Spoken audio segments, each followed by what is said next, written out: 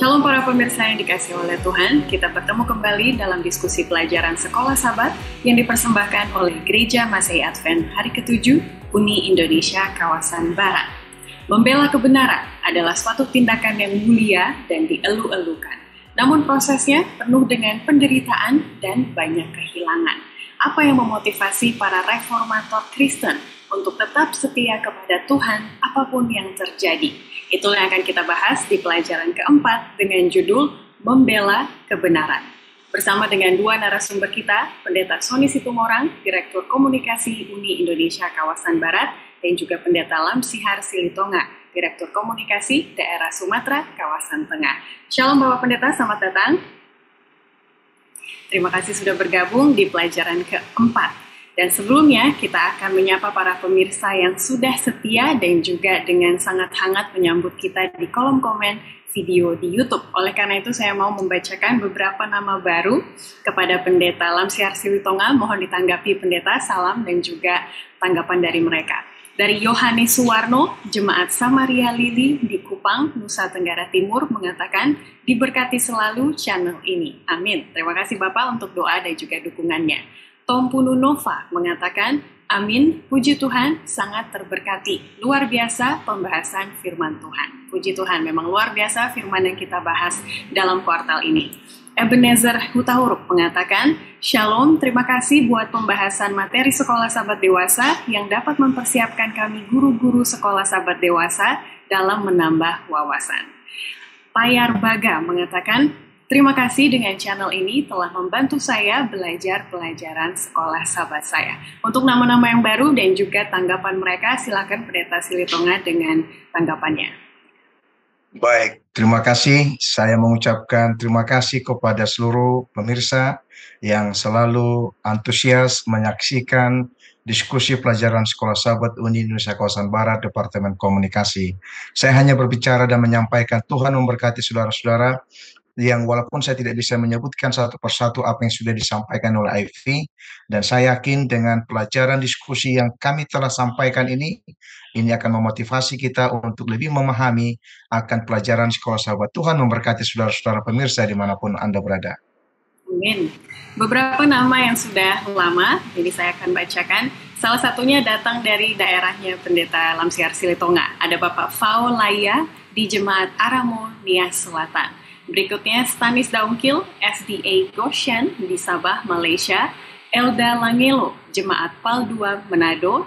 Bambang Eko, Juliana Gintua, Yusuf Palasa, Willis Sui, Arnita Gamar, Trisnowati Pungus, Martin Gambidau, Dolin Gombidau. Namanya mirip-mirip ya. Lalu ada dua komen yang saya highlight. Pendeta Sony Situmorang, Bapak Paulus yang minggu lalu kami tanggapi pertanyaan dari beliau mengatakan, firman Tuhanlah yang menjadi otoritas pedoman hidup satu-satunya bagi orang Kristen. Kehendak Allah dan kasih Allah sudah dinyatakan dalam firman Allah atau Alkitab. Jangan cari kehendak dan kasih Allah lewat pencarian manusia di luar Alkitab, tetapi carilah dalam Alkitab. Terkutuklah kalau ada Injil-Injil lain selain yang diberitakan oleh para rasul. Terima kasih Pak Paulus untuk komennya sesuai dengan jawaban kita pekan lalu juga. Lalu dari akun Simbolon-Simbolon mengatakan, Rasul Paulus bukan gembala upahan, tetapi dia mengenal domba-dombanya walau dia bukan pemilik domba. Terima kasih Bapak Simbolon, silakan Pendeta Sony Situmorang dengan tanggapannya. Baik, terima kasih atas tanggapan yang luar biasa. Benar, semakin kita belajar firman Tuhan, semakin kita belajar Alkitab, semakin yakin kita bahwa the Bible and the Bible only, hanya Alkitab saja atau sola scriptura yang apa? Yang kita jadikan sebagai pedoman, bukan nalar, bukan teologi, bukan pola pikir manusia. Pada semua pemirsa yang sudah memberikan komentar, terima kasih dan mari kita terus maju untuk belajar lebih giat lagi dan masukan saran yang baik kami akan gunakan untuk memperbaiki pada masa mendatang. Amin. Amin. Terima kasih. Mari kita awali diskusi kita dengan ayat inti dan juga nanti doa buka yang akan disampaikan oleh Pendeta Silitonga. Pelajaran keempat, membela kebenaran, berputar pada Yohanes 3 ayat 14 dan 15. Dan sama seperti Musa meninggikan ular di padang gurun, Demikian juga Anak Manusia harus ditinggikan, supaya setiap orang yang percaya kepadanya beroleh hidup yang kekal. Silakan Pendeta Silitonga. Baik, kita tunduk kepala, kita akan berdoa. Bapa kami yang bersemayam di dalam kerajaan sorga, dikuduskanlah namamu, datanglah kerajaanmu, jadilah kehendakmu di bumi seperti di sorga. Saat ini Bapa, kami memohon kiranya tuntunan Roh Kudus Tuhan menjadi bahagian kami ketika hambamu dengan Pendeta Sonis Tumorang dengan Ivy yang akan mengarahkan kami dalam berdiskusi, memahami pelajaran sekolah sahabat saat ini. Kami percaya dengan kemurahan-Mu, Engkau akan mendengar dan menjawab seluruh doa kami pada saat ini. Kami akan memulai pelajaran diskusi sekolah sahabat. Berkenanlah Engkau mendengar dan menjawab doa kami. Di dalam nama Yesus Kristus kami berdoa. Amin. Amin. Pekan lalu kita membahas mengenai bagaimana iblis berusaha untuk menutupi kebenaran firman Allah sehingga dunia ini menjadi gelap. Tetapi strateginya tidak berhasil karena Allah tetap menyisakan beberapa umat yang walaupun dianiaya tetap menghidupkan dan juga mempercayai kebenaran firman Tuhan yang seutuhnya.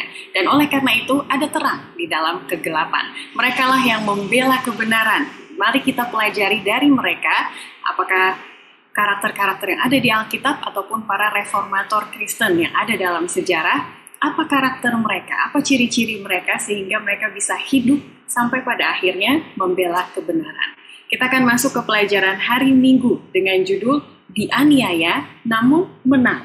Pendeta Lamsiar Silitonga boleh bawa kita kepada kapan dalam sejarah kekristenan pernah dianiaya, tetapi ada orang-orang yang setia kepada firman Tuhan. Silakan Pendeta. Baik, terima kasih Ivy dari pelajaran sekolah sahabat yang kita akan ikuti pada saat ini. Berbicara mengenai dianiaya namun menang, ini kita akan belajar kepada sebuah pengalaman umat-umat Tuhan yang mereka setia kepada Tuhan apapun yang terjadi, namun mereka tetap memiliki konsep Allah akan menyertai mereka. Saat ini kita coba belajar pelajaran sekolah sahabat kita dari hal sejarah. Memang pernah kita dengarkan sebuah pepatah, pengalaman adalah merupakan guru yang terbesar bagi orang-orang di masa yang akan datang. Kalau kita perhatikan di dalam umat Allah, mereka mengenal akan kebenaran firman Tuhan. Kemudian kalau kita pelajari pelajaran sekolah sahabat kita, sekalipun umat Tuhan Allah ini, mereka mempertahankan kebenaran, iblis menjadi murka atas segala sesuatu yang umat-umat Allah itu telah lakukan. Bila mana kita pelajari dari kitab Daniel menggambarkan apa yang namanya satu masa yang masih akan terjadi di depan kemudian hari. Dan kemudian ketika gereja di abad pertengahan dan mereka akan dialami ataupun mengalami sebuah yang namanya pergolakan yang sangat luar biasa. Mereka dianiaya, apalagi umat-umat Tuhan yang tetap setia kepadanya. Kalau kita kembali kita perhatikan dalam buku kitab Yohanes, menggambarkan ada periode yang sama sebagaimana ketika gereja itu selama satu masa, dua masa, dan setengah masa. Ini yang diawali dalam buku kitab Daniel. Dan walaupun demikian, umat-umat Allah yang tetap mengenal akan kebenaran ini, mereka setia dan tidak akan pernah goyang imannya. Yang menjadi aplikasi yang saya perhatikan hingga kita di zaman sekarang ini, saudara pemirsa, umat-umat Tuhan yang setia, yang walaupun memang kita tidak bisa melihat Allah secara mata badani kita, tapi kita yakin kita dihadapkan kepada pergolakan menjadi pertanyaan, apakah kita memiliki kesetiaan kepada Tuhan?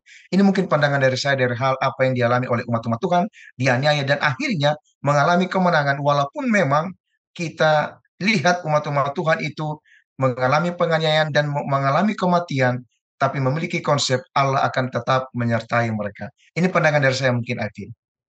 Terima kasih Pendeta Silitonga sudah membuka dengan baik sekali. Pendeta Soni Situmorang, mari kita tambahkan dan juga kembangkan apa yang sudah dikatakan tadi. Tidak masuk logika bahwa kekalahan ataupun kehilangan itu merupakan suatu kemenangan. Jadi dalam konsep bahwa bahkan dalam kematian pun mereka menang, itu maksudnya apa Pendeta? Silakan ditambahkan. Baik, terima kasih. Dalam kematian pun mereka menang. Ingat, dianiaya namun menang. Latar belakang dari perikop ini atau pembahasan ini terdapat dalam Daniel pasal 7. Ketika para pemirsa lihat Daniel pasal 7, maka itu mengarah kepada binatang keempat atau keempat kerajaan yang ada di dunia dan 10 tanduk. Dan ini sangat sangat relevan, sangat cocok dengan pelajaran sekolah sahabat kita di paragraf ke-45. Namun ketika bicara kemenangan, maka kemenangan merupakan suatu tanda, bukan berarti seorang yang menang tersebut tidak mengalami penderitaan. Atau lebih jelas, kita akan baca, Ivy boleh baca mulai dari paragraf pertama, bagian B, Wahyu 12:6 ayat 6. Ya. Wahyu 12 ayat 6 menambahkan, perempuan itu atau jemaat lari ke padang gurun, di mana telah disediakan suatu tempat baginya oleh Allah. Umat Allah dipelihara di padang gurun. Firman-Nya menguatkan dan menopang mereka ketika pertentangan besar berkecamuk selama masa dominasi kepausan yang panjang dan kelam. Lanjut, satu lagi, paragraf satu lagi. Umat Allah menemukan tempat yang telah disediakan bagi mereka oleh Allah. Dalam tantangan-tantangan terbesar hidup, Allah selalu menyiapkan tempat bagi para pengikutnya yang setia. Selama masa-masa pencobaan terbesar mereka, umatnya telah menemukan tempat berlindung di dalam kasih dan pemeliharaannya. Ingat, kita ketahui 1260 tahun, dimulai tahun 538 dan berakhir tahun 1798. Di sana ada 1260 hari, 42 minggu, dan 3,5 masa. Nah, saya tidak akan panjang-panjang menguraikan hal tersebut, namun ada satu hal yang menjadi tanda kemenangan tersebut bagi mereka. Paragraf terakhir, Ivy. Suku Visigoth, Vandal, dan Ostrogoth adalah suku-suku yang mempercayai doktrin yang berbeda dengan ajaran resmi Roma. Masa 1260 hari dimulai ketika suku terakhir dari suku-suku barbar ini, yaitu Ostrogoth, diusir dari Roma pada tahun 538 Masehi. Periode kegelapan rohani ini berlanjut hingga tahun 1798 Masehi, ketika Jenderal Romawi Bertier mengusir Paus dari Roma. Tak terhitung orang Kristen yang menjadi martir selama periode yang panjang ini karena mereka menaati firman Tuhan. Bahkan dalam kematian pun mereka menang. Di dalam Kristus, mereka bebas dari rasa bersalah dan dominasi dosa, menang melalui darah anak domba. Kemenangan Kristus atas iblis di kayu salib adalah kemenangan mereka. Meskipun mereka telah mati, kematian mereka hanyalah peristirahatan sampai kedatangan Kristus kembali. Zaman kegelapan bisa dikalahkan dengan kemenangan, walaupun itu ada istilah martir oleh karena mempertahankan kebenaran. Dan masa ini akan terjadi sebelum Yesus datang pada kali yang kedua. Terima kasih. Terima kasih, Pendeta. Jadi yang memelihara mereka bukanlah benteng ataupun senjata yang canggih, tetapi firman Tuhan. Dan juga di dalam kasih dan pemeliharaannya. Begitu indah, mari kita imani bersama. Baik, kita akan lanjut ke hari Senin dengan judul Terang Menaklukkan Kegelapan. Kita mau belajar, Pendeta Lamsiar Silitonga, bagaimana mereka bisa mempertahankan iman. Apa yang mereka pegang pada saat itu? Silakan. Baik, terima kasih Ivy. Bila mana kita kembali kepada pelajaran sekolah sahabat kita mengenai terang menaklukkan kegelapan. Saya percaya bahwa umat-umat Tuhan di zaman dahulu, ketika mereka mengenal akan kebenaran, ini yang mereka pegang. Dan mereka tahu dengan kebenaran yang mereka yakini ini, mereka akan bisa memahami akan maksud Allah yang terjadi ataupun yang akan Tuhan inginkan kepada mereka. Nah, bila mana kita perhatikan pelajaran sekolah sahabat kita ini, dari hal kehidupan umat-umat pada zaman dahulu, mereka memang mengalami perjuangan dan mempertahankan akan kebenaran. Iman yang mereka yakini, di saat mereka mengetahui ini adalah firman Tuhan yang mereka harus ikuti, maka mereka akan tetap mempertahankannya. Mereka tahu bahwa melalui kitab suci yang mereka yakini inilah yang mendorong mereka untuk tetap bertahan. Memang kalau kita perhatikan, terang itu adalah sama dengan kebenaran. Ini tidak akan dapat bisa menandingi yang lainnya. Karena memang kebenaran yang mereka tahu adalah bersumber daripada Tuhan. Mereka percaya bahwa Yesus adalah satu-satunya pengantara mereka dan melalui kitab suci adalah satu-satunya sumber otoritas mereka, sumber pengetahuan yang akan menjadi tolak ukur bagi mereka. Jadi dengan kata lain, bahwa kebenaran kitab suci ini akan mereka tetap pegang teguh, sekalipun kuasa kegelapan itu mencoba untuk menaklukkan mereka dengan hal-hal berbagai macam cara. Tapi saya percaya juga bagi saudara pemirsa dimanapun kita berada, bahwa kebenaran yang kita yakini sampai sekarang, jangan pernah kita perjualbeli. Karena kita tahu, inilah yang akan menuntun saudara dan saya kepada sebuah kehidupan yang sudah dipersiapkan oleh Yesus. Ini mungkin pandangan dari saya, Ivy. Terima kasih pendeta untuk nasihatnya kepada kita. Jadi Kristus dan juga kitab suci. Dua hal itu yang mereka pegang di antara banyaknya praktik-praktik kekafiran dan juga tradisi-tradisi manusia yang masuk ke dalam praktik rohani mereka pada waktu itu. Terima kasih sekali. Pendeta Sonde Situmorang, boleh tolong lanjutkan apa yang menyemangati mereka, apa yang mereka harapkan di masa depan untuk terjadi. Walaupun di saat itu mereka sedang menderita, apa yang mereka tunggu-tunggu? Ketika para pemirsa melihat pelajaran hari Senin, maka jangan lupa baca Yudas pasal 3 ayat 4 dan Wahyu pasal 2 ayat 10 dengan satu judul dan satu pertanyaan, janji apakah yang Allah berikan kepada mereka yang setia kepadanya dalam menghadapi kematian itu sendiri. Ingat, Wahyu merupakan satu tulisan yang sangat luar biasa, ditulis oleh Yohanes, dan kita akan mengalami atau mempelajari banyak hal dari hal itu. Namun, untuk menjawab hal ini, saya mohon Ivy baca paragraf pertama bagian B mulai dari mereka percaya. Mereka percaya bahwa Kristus adalah satu-satunya pengantara mereka dan kitab suci adalah satu-satunya sumber otoritas mereka.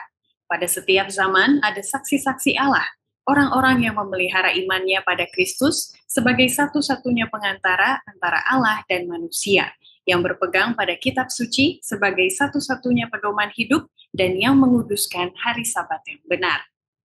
Oke, lalu ada apa janjinya? Jadi ketika tulisan ini ditulis kepada jemaat Smyrna, maka ada yang luar biasa di sana. Para pemirsa boleh baca nanti di paragraf kedua. Ada dewa pelindung bernama Dionysos yang berhubungan dengan mahkota ya, mahkota. Jadi kalau ada yang meninggal imamnya, maka sebuah mahkota diletakkan di kepala mereka.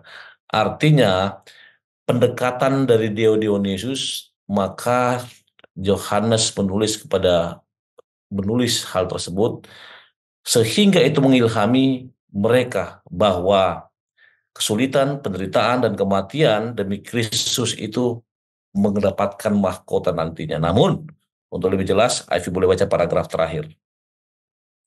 Mahkota kehidupan mengilhami orang-orang percaya yang setia ini untuk menanggung kematian itu sendiri demi Kristus. Mahkota kehidupan selalu memotivasi orang-orang percaya dalam keadaan yang menantang.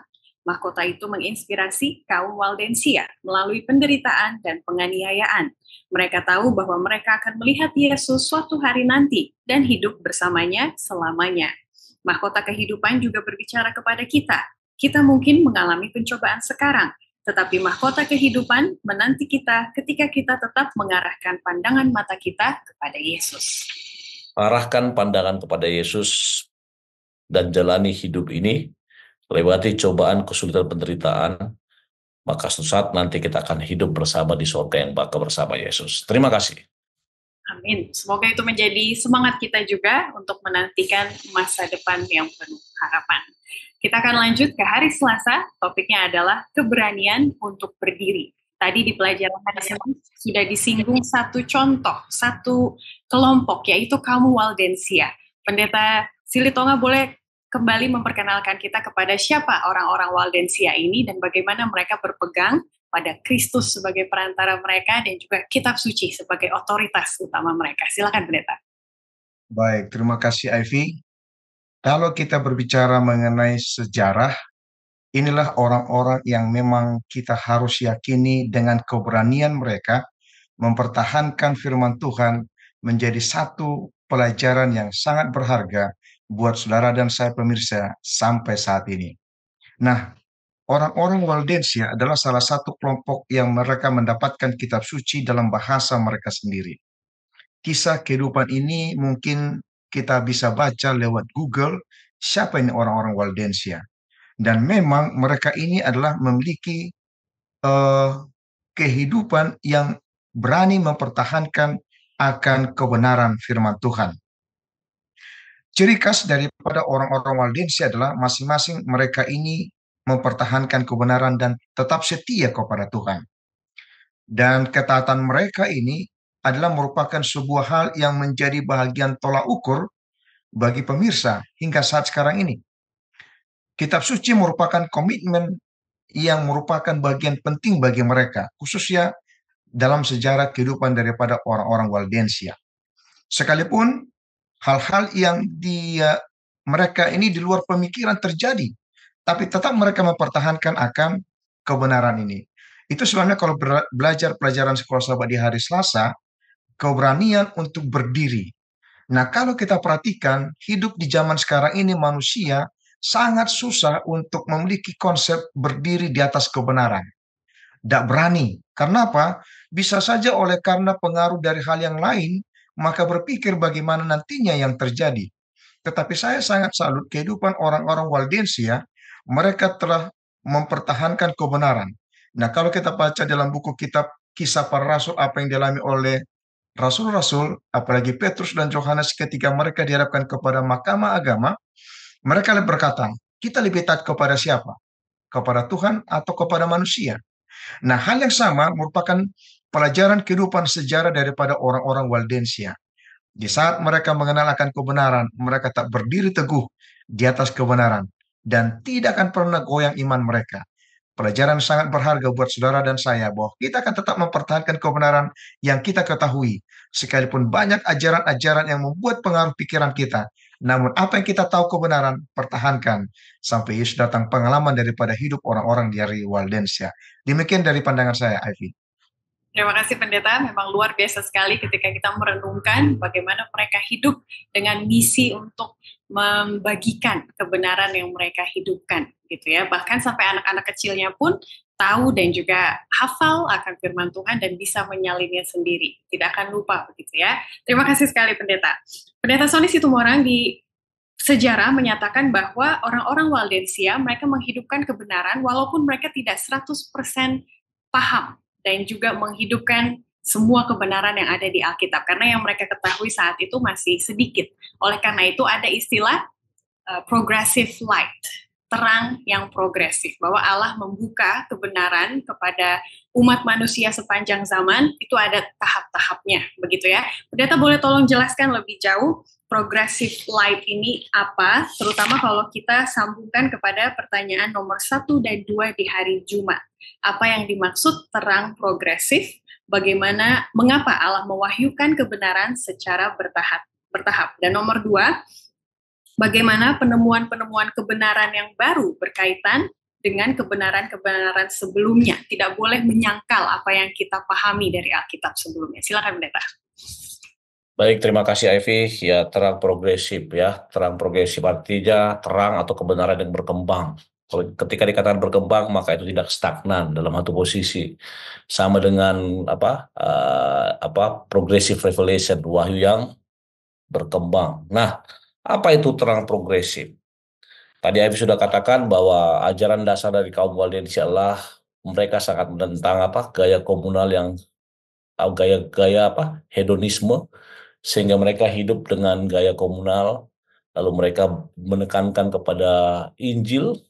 Salah satu hal yang paling luar biasa yang mereka lakukan adalah ketika gereja penguasa, saya tidak sebutkan namanya dalam sejarah tersebut, yang berafiliasi dengan Roma, tidak mengizinkan orang baca Alkitab, mereka membaca, kemudian mereka menyangkal purgatori, dan mereka juga bisa berdiskusi Alkitab sepanjang hari. Nah, hal-hal tersebut kita bisa lihat di dalam sejarah. Namun, ketika mengarah kepada progressive light, maka mungkin Ivy mulai dari paragraf terakhir, Ivy. Ya, tetapi jalan orang benar itu seperti cahaya fajar yang kian bertambah terang sampai rembang tengah hari. Amsal 4 ayat 18.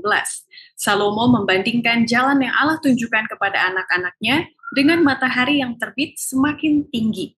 Jika Allah hanya melepas sebuah tombol kosmis dan matahari langsung bersinar dengan segala kecemerlangannya, maka hal itu akan membutakan kita.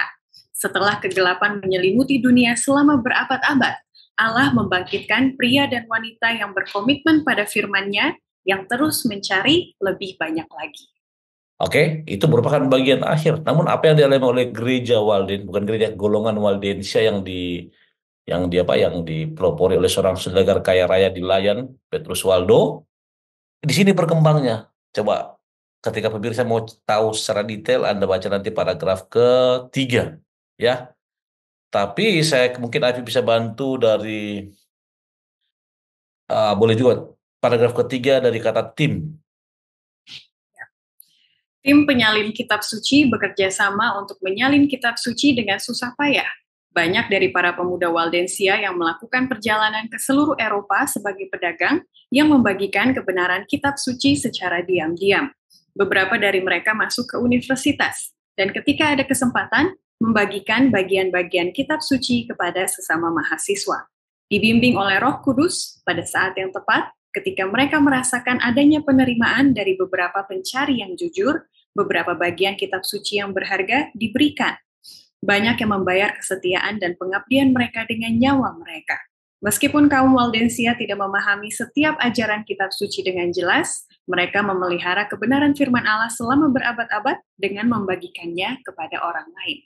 Kita bisa lihat. Saya hanya kasih gambaran begini. Ketika Anda mata sudah minus IV atau parsor lam sihar, kemudian apa yang Anda lihat kabur-kabur, lalu Anda pakai kacamata, maka itu akan semakin jelas terlihat dengan sangat jelas. Nah, dalam hal ini ketika Waldens memulai, mereka masih memahami beberapa hal. Namun setelah mereka semakin belajar kitab suci, maka terang tersebut semakin bersinar. Dan Aif sudah baca tadi bagaimana matahari fajar makin siang makin terang. Dan itulah yang terjadi kepada mereka. Dan jika kita belajar firman Tuhan dengan sungguh-sungguh, maka itu pun akan terjadi kepada kita pada saat ini. Itu dari saya. Terima kasih, Ivy. Terima kasih. Menjadi perenungan dan juga diskusi bagi kita, pertanyaan di bawah hari Selasa. Bagaimana kita belajar dari orang Waldensia yang tahu sedikit, tetapi menghidupkan apa yang sedikit itu. Dan Tuhan memberkati. Dari mereka, kebenaran akan dikenal di seluruh dunia. Bagaimana dengan kita di jemaat yang memiliki akses kepada hampir semua kebenaran, begitu ya? Apakah kita menghidupkan dan juga membagikan kebenaran itu kepada orang-orang di sekitar kita? Silakan direnungkan dan juga didiskusikan. Mari kita lanjut ke pelajaran hari Rabu dengan judul Bintang Fajar Reformasi. Ada beberapa tokoh di Alkitab seperti Daud dan juga Yeremia, orang-orang reformator. Apa sikap dari mereka yang perlu kita teladani, Pendeta Lamsihar? Karena nanti kita tahu sebutan Bintang Fajar Reformasi ini adalah tentang Wycliffe, begitu ya. Ada reformator kita dan sikap Wycliffe itu sama dengan sikap yang dimiliki oleh Daud dan juga Yeremia. Kita mau belajar apa sikap ini? Silakan Pendeta. Baik, terima kasih Ivy. Kalau kita baca dalam buku kitab Mazmur dan salah satu bagian ungkapan Daud, serta saya sangat tertarik dari buku kitab Yeremia pasal yang ke-15 ayat yang ke-16. Bunyinya sebagai berikut.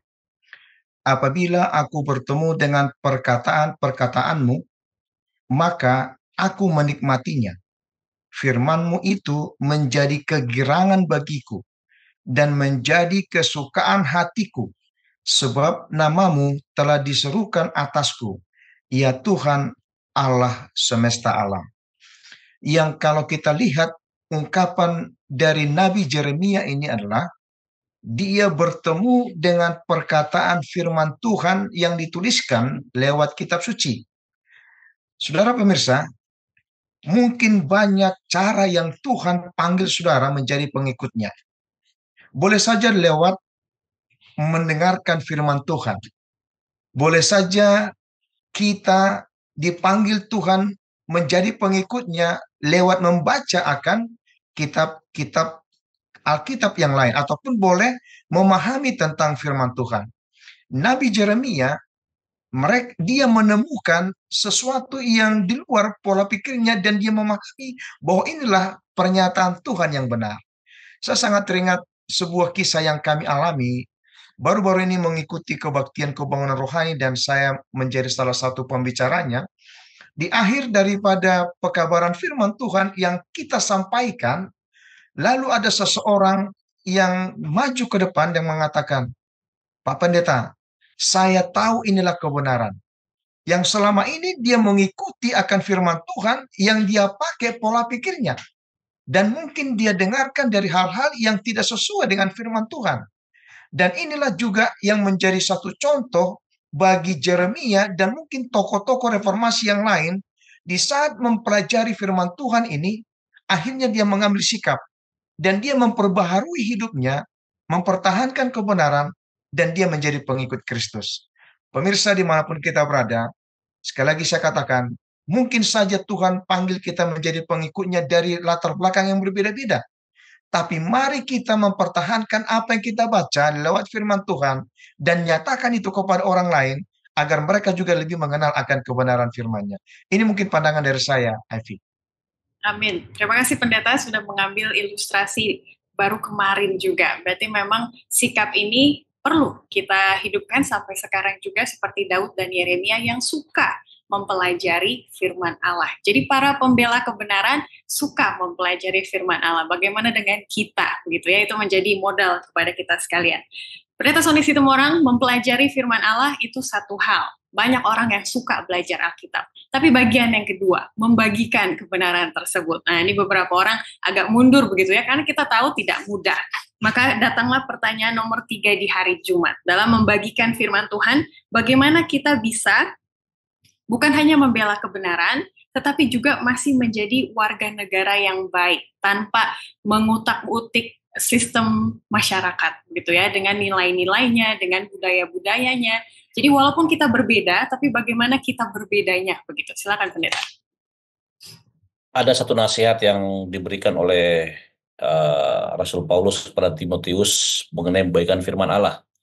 Mirsa boleh baca nanti 2 Timotius 2 ayat 1-3 atau Ivy nanti boleh baca, siapkan.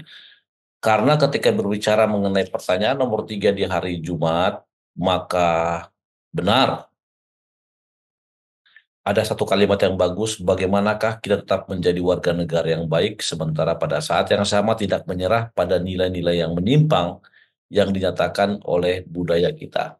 Ini mengarah kepada apakah kita kompromi dengan sesuatu yang ada. Ingat orang Walden's, ingat Wycliffe, John Wycliffe. Mungkin sekedar informasi, John Wycliffe merupakan seorang filosofer, seorang teologian, seorang, saya bisa katakan adalah seorang Catholic priest dan juga merupakan dosen di Oxford University, ya. Dia menjadi sangat terkenal ketika dia membuat suatu tulisan yang berjudul Evening Star, atau dia mengarahkan kepada Morning Star, dan itu membuat banyak pengikutnya sangat-sangat terinspirasi. Dan yang paling luar biasa yang dia buat ketika dia mengetahui kebenaran tersebut, maka dia tidak segan-segan untuk menyatakannya, berbalik, menyatakan kebenaran. Walaupun dalam hierarki atau rule of play-nya dia tidak bisa membuat itu. Namun, kita dengarkan apa yang 2 Timotius 2 ayat 3 Ivy dulu. Ya. Sebab itu, hai anakku, jadilah kuat oleh kasih karunia dalam Kristus Yesus. Apa yang telah engkau dengar daripadaku di depan banyak saksi, percayakanlah itu kepada orang-orang yang dapat dipercayai, yang juga cakap mengajar orang lain. Ikutlah menderita sebagai seorang prajurit yang baik dari Kristus Yesus. Intinya, kebenaran itu harus disampaikan walaupun ada penderitaan. Bahkan dengan jelas dikatakan oleh Rasul Paulus kepada Timotius, apa yang kau dengar daripadaku, daripada Kristus, laksanakanlah itu. Untuk menutup saya punya pendapat, mungkin Ivy boleh baca paragraf keempat dan kelima.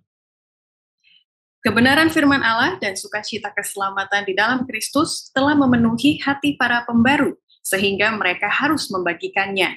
John Wycliffe menghabiskan hidupnya untuk menerjemahkan firman Allah ke dalam bahasa Inggris, karena 2 alasan, yaitu Kristus yang hidup telah mengubahkannya melalui firman, dan kasih Kristus memotivasi dia untuk membagikan apa yang telah dia pelajari kepada orang lain. Sebelum Wycliffe, Hanya sedikit sekali kitab suci yang tersedia dalam bahasa Inggris. Meskipun ia meninggal sebelum Roma mendapatkannya, tanpa gentar, kepausan menggali jenazahnya, membakarnya, dan membuang abunya ke sungai. Namun, sama seperti abu yang tersebar oleh air, demikian pula firman Allah, air kehidupan, tersebar jauh dan luas sebagai hasil dari pekerjaannya. Demikianlah Allah memakai Wycliffe, bintang fajar reformasi. Ingat, evening star atau bintang fajar atau morning star, artinya itulah yang dia buat sehingga kesaksian ini menjadi apa? Menjadi sampai ke seluruh dunia. Terima kasih, Ivy. Terima kasih. Membuat saya juga berpikir oleh karena itu penting firman Tuhan dibagikan dalam bahasa lokal. Seperti AWR ya Pendeta ya, Radio Advent Sedunia selalu mengedepankan program-programnya dalam bahasa ibu. Karena memang beda kalau firman Tuhan dibagikan dan juga dimengerti dalam bahasa ibu. Baiklah, kita lanjut ke hari Kamis. Topik kita kali ini adalah dihiburkan oleh pengharapan. Kita belajar bagaimana teladan para reformator itu hebat, sikap mereka baik, senang mempelajari Alkitab, tapi dibalik dari keindahan dan juga kehebatan yang kita lihat, tetap mereka semua menderita, begitu ya. Tetap mereka semua harus melewati kesusahan yang mungkin tidak seberapa daripada yang kita hadapi sekarang. Jadi apa yang bisa menghibur mereka pada saat itu, Pendeta, yang juga menjadi penghiburan kita pada zaman ini? Silakan Pendeta Silitonga. Baik, terima kasih Ivy. Kalau kita belajar kembali kepada pelajaran kita untuk saat ini, kita sudah tiba di pelajaran yang hari Kamis ya, dihiburkan oleh pengharapan. Pemirsa, memang kalau kita pelajari kehidupan dari orang-orang zaman dahulu kala, mereka berpegang kepada janji Yesus Kristus. Janji Yesus Kristus inilah yang memberikan satu jaminan bagi mereka bahwa iman mereka akan tetap bertahan, kalaupun mereka akan mengalami kematian. Nah, disebutkan mereka percaya akan janji Kristus. Apa yang dikatakan dalam Yohanes 14 ayat 19, sebab aku hidup, kamu pun akan hidup. Nah, bagaimana mungkin kita mengalami kehidupan? Ya, karena memang hidup yang kita jalani ini berbagai macam tantangan harus kita hadapi. Jadi mereka menemukan kekuatan Allah yang cukup untuk menghadapi pencobaan-pencobaan terbesar dalam hidup mereka.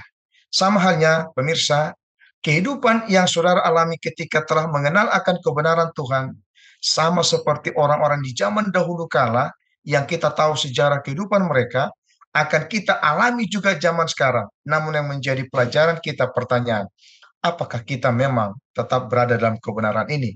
Atau ketika kita dihadapkan kepada pergolakan hidup, akhirnya kita menyangkal iman kita lupa akan janji Tuhan. Ingat, hal itu adalah merupakan kekecewaan yang Tuhan lihat dari sorga. Tapi bila mana kita percaya akan janji Tuhan, maka yakinlah hidup yang kita jalani ini, kita akan menemukan suatu sukacita dan bahkan persekutuan dengan Tuhan itu akan tetap kita rasakan sekalipun kita mengalami penderitaan. Penderitaan yang kita alami belum seberapa yang dialami oleh Yesus Kristus. Namun untuk itu, mari kita tetap berpegang teguh, berpengharapan. Kita akan dapat merasakan bagaimana kuasa Tuhan selalu akan menyertai kita dalam kehidupan kita bila mana tetap mempertahankan iman kita kepada Tuhan. Demikian dari saya, Abi. Amin. Jadi janji-janji Allah menghibur hati. Mari kita imani janji-janji tersebut. Kita akan tahu janji-janjinya kalau kita suka mempelajari firman Tuhan tentunya. Baiklah, satu reformator yang mau kita highlight mengenai janji Tuhan yang dia pegang sampai pada akhirnya sebelum dia mati di pancung Pendeta Sony Situmorang adalah John Huss. John Huss menulis surat sebelum ia mati, katanya adalah, saya menulis surat ini di dalam ruang penjara saya, dan dengan tangan saya yang terbelenggu, menanti pelaksanaan hukuman mati saya besok. Bila mana dengan pertolongan Yesus Kristus, kita akan bertemu lagi di kedamaian kehidupan yang akan datang. Engkau akan tahu bagaimana Allah yang berbelas kasihan itu telah ditunjukkannya sendiri kepadaku, dan betapa besar pertolongannya kepadaku dalam pencobaan dan pengadilanku. Kita diminta di nomor 4 hari Jumat untuk melihat surat ini dan merenungkan apa kesan yang kita dapatkan ketika John Huss mati sambil memegang janji, ya kalau saya mati di sini nanti ada hidup kekal, semoga kita bertemu nanti ya. Seperti itu Pendeta. Silakan Pendeta Situmorang. Untuk menjawab ini saya mulai dengan sebuah pertanyaan, bila mana kita dalam posisi seperti itu, apa yang kita akan buat? Kita akan tetap berdiri dalam kebenaran, atau para pemirsa kita akan mundur pelan-pelan? Sejarah akan berulang, ya. Sejarah akan berulang kembali. Apa yang dialami oleh John Huss, Jerome, dan lain-lain merupakan suatu pengalaman yang akan kita hadapi pada masa mendatang. Oke, mungkin kita belum bahas mengenai itu, tapi saya tadi ingat di pelajaran hari Senin kita telah bahas mengenai nubuatan 2300 petang dan pagi. Dan itu mengarah kepada nubuatan tentang kedatangan Yesus. Dan sekarang kita hidup di akhir dari zaman akhir. Jadi ada beda ya, ada akhir zaman atau zaman. Di akhir dari zaman akhir. Atau saya katakan kita hidup dalam istilah sepak bola para pemirsa, di injury time, ya, injury time, hanya injury time. Ketika para pemirsa menghadapi hal seperti ini, instead of kita mempertahankan kebenaran, apa yang kita buat? Oh, saya tidak akan judge, saya tidak akan katakan orang begini. Namun kalau saya pribadi mungkin dalam posisi ini, mungkin saya akan mencari selamat, cari aman, cari apa? Kalau boleh janganlah tersentuh. Atau saya lebih bagus saya diam-diam sajalah daripada saya kena resiko. Benar, itu yang sering dialami oleh manusia. Namun, saya katakan, ketika John Huss mengatakan hal ini, Ivy boleh baca paragraf ketiga sampai kata jiwanya saja. John Huss tidak goyah dalam menghadapi pemenjaraan, ketidakadilan, dan kematian itu sendiri. Dia mendekam di penjara selama berbulan-bulan. Kondisi yang dingin dan lembab menyebabkan demam yang hampir merenggut nyawanya. Namun demikian, kasih karunia Allah menopangnya selama minggu-minggu yang telah berlalu sebelum keputusan terakhirnya, damai surga memenuhi jiwanya. Paragraf terakhir langsung, Nasihat Rasul Paulus. Nasihat Rasul Paulus berbicara kepada kita dengan relevansi yang semakin meningkat dewasa ini. Ibrani 10 ayat 23 berkata, marilah kita teguh berpegang pada pengakuan tentang pengharapan kita, sebab Ia yang menjanjikannya setia. Sebagaimana janji-janji Allah menopang umatnya di masa lampau, demikian pula janji-janji itu menopang kita saat ini. Janji pengharapan telah diberikan kepada kita. Ketika John Huss mengatakan sebelum dia mati, apakah yang akan menjadi pemikiran Anda? Apakah yang akan menjadi motivasi Anda? Apakah Anda akan mengikuti jejaknya untuk setia atau stand firm dalam kebenaran, ataukah berbanding terbalik? Itu dari saya, Ivy. Baik, terima kasih. Dalam kesimpulan dari pelajaran pekan ini, kita melihat bagaimana Allah dalam pertentangannya dengan iblis memelihara keutuhan kebenaran firman Tuhan melalui orang-orang yang kita kenal sekarang sebagai para reformator, oleh para pembela kebenaran. Apa yang mau ditekankan, apa yang perlu kita teladani supaya kita juga saat ini sampai pada kehabisan kehidupan kita bisa tetap membela kebenaran tersebut. Boleh saya kembali mulai dari Pendeta Sony Situmorang? Baik, ketika kita bertanya mengenai hal tersebut, maka kita bisa melihat di pelajaran pekan ini bagaimana tokoh-tokoh Kristen pada masa lalu, mulai dari kaum Waldense, John Wycliffe, kemudian Huss, Jerome, dan lain-lain, berani menunjukkan warnanya, atau berani membuka topengnya. Masalah yang kita hadapi sekarang adalah banyaknya kompromi yang kita lakukan. Namun, saya mau katakan, beranilah kita untuk menjadikan pribadi kita sesuai dengan apa? Dengan karakter Yesus. Itu mungkin kata yang biasa, tapi ini merupakan salah satu hal yang Sekolah Sahabat ini tekankan, bahwa apapun yang terjadi, maka Tuhan senantiasa memelihara. Bahkan mati martir pun kita, selama kita membela kebenaran seperti yang Sekolah Sahabat katakan ini, maka ada suatu pengharapan yang kita terima ketika Yesus datang pada kali yang kedua. Itu mungkin dari saya. Terima kasih. Terima kasih. Sebelum kita mendengarkan kesimpulan dari Pendeta Silitonga, saya mau menginformasikan kepada saudara-saudara jika ingin mempelajari karakter-karakter yang namanya kita sebutkan tadi, ada baiknya kita membaca buku Kemenangan Akhir. Begitu ya Pak Pendeta ya? Di situ John Huss siapa, dari awal hidupnya sampai akhirnya juga ada Jerome dan juga lain-lain. Kalau belum punya buku Kemenangan Akhir, boleh kontak kami melalui komen ataupun nomor dari call center kami akan bantu untuk mengaksesnya. Karena untuk Uni Indonesia Kawasan Barat, buku kemenangan akhir yang saya tahu itu gratis di daerah-daerah. Baiklah, Pendeta Silitonga, silakan dengan kesimpulannya. Baik. Terima kasih, Ivy.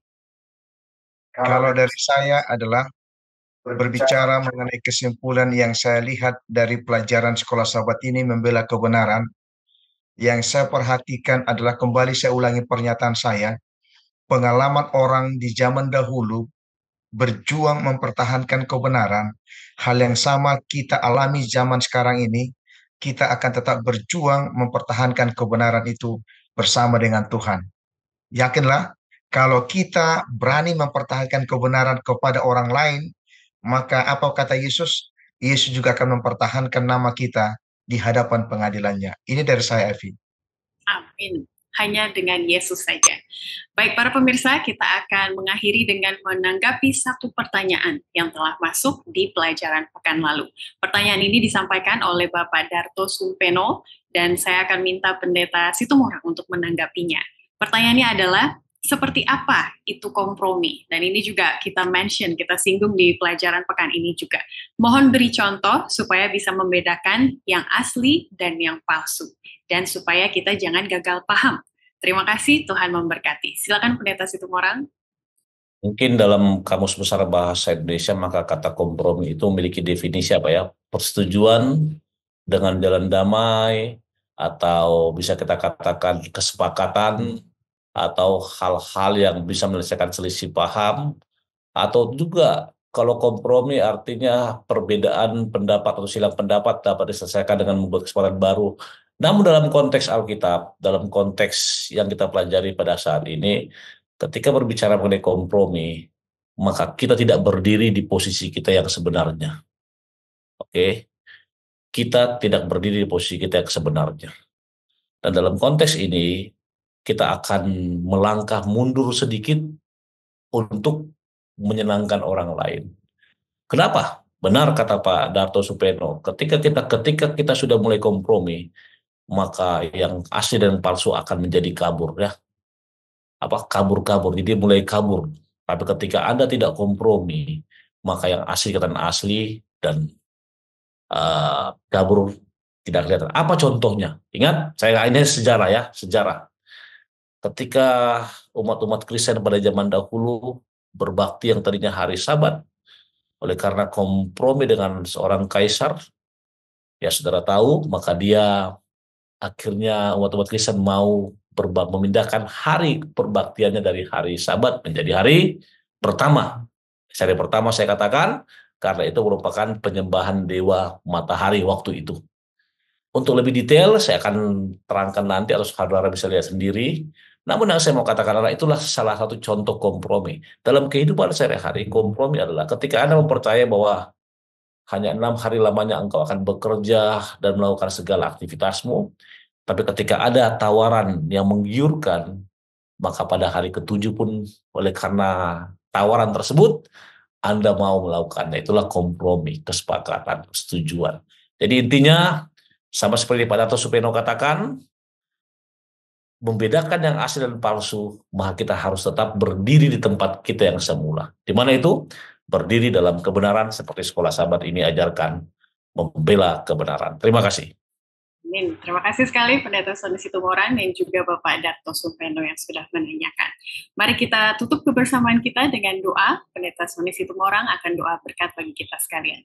Bapa di sorga, terima kasih Tuhan karena berkat-Mu, terima kasih karena pengasihan-Mu, terima kasih karena kesempatan yang Kau berikan kepada kami untuk belajar sekolah sahabat. Berkati hamba-Mu, Pendeta Lamsiar Silitonga, Ibu Ivy Inarai, Huta Barat, demikian juga Daniel. Biarlah Bapa kami akan boleh mempersembahkan yang terbaik bagi-Mu dalam situasi apapun yang kami hadapi pada saat ini. Berkati seluruh pemirsa di mana mereka berada, memberkati mereka dalam berkat jasmani, pikirani maupun rohani, memberkati mereka Tuhan dalam kehidupan mereka, khusus dalam kerohanian mereka. Berkati anak-anak mereka, keluarga mereka, sanak saudara, ataupun pribadi yang mereka kasihi. Biarlah Bapa harapan untuk kami boleh hadir di surga yang bakal, dan karena kami berani membela kebenaran akan boleh kami implementasikan dan realisasikan dalam kehidupan kami. Dengarkan doa kami yang sederhana ini Tuhan, dalam Yesus kami berdoa. Amin. Selamat melanjutkan pelayanan untuk Pendeta Situmorang dan juga Pendeta Silitonga. Tuhan memberkati. Dan bagi para pemirsa, kita akan terus melihat bagaimana kehidupan para reformator yang bukan hanya mengimani tapi juga menghidupkan kebenaran tersebut. Sikap mereka telah kita pelajari pekan ini, tapi iman mereka yang tidak kelihatan itulah yang akan menjadi fokus pembahasan kita minggu depan. Sampai bertemu lagi, Tuhan memberkati kita sekalian.